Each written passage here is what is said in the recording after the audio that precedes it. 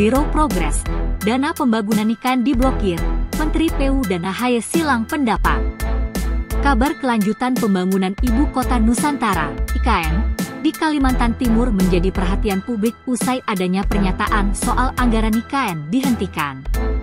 Dilansir Kompas.com, isu soal kelanjutan pembangunan IKN sendiri mencuat usai Menteri Pekerjaan Umum, PU, Dodi Hanggodo usai rapat bersama Komisi V DPR RI di Kompleks Parlemen, Senayan, Jakarta Pusat, Kamis, 6 Februari 2025. Pada kesempatan tersebut, Menteri Dodi menyebutkan ke wartawan bahwa realisasi anggaran IKN 2025 masih diblokir. Oleh karena itu, Dodi mengatakan, belum ada progres pembangunan IKN pada 2025 ini. Dodi lantas berkelakar, progres anggaran pembangunan IKN sementara untuk makan siang Menteri. Progresnya, buat beli makan siang Pak Menteri, itu progresnya, kata Dodi.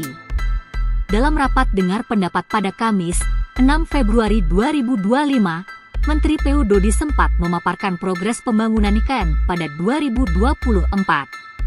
Hingga 31 Desember 2024, progres pembangunan IKN telah mencapai 87,9% dari alokasi anggaran IKN pada tahun lalu.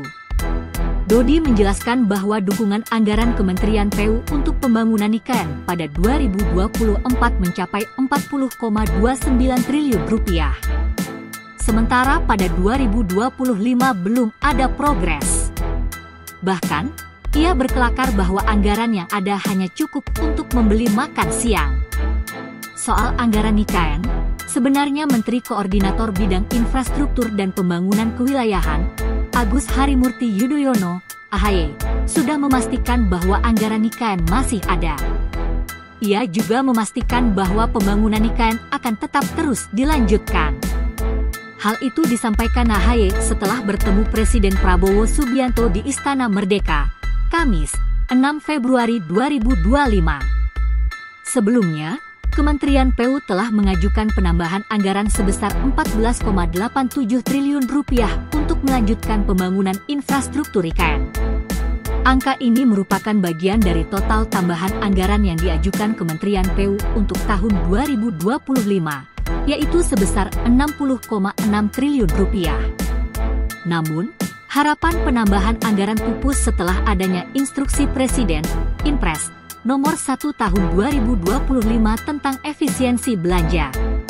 Akibatnya, pagu anggaran Kementerian PU tahun 2025 dipangkas sebesar 81,38 triliun rupiah, menyisakan anggaran hanya 29,57 triliun rupiah dari pagu awal 110,95 triliun rupiah.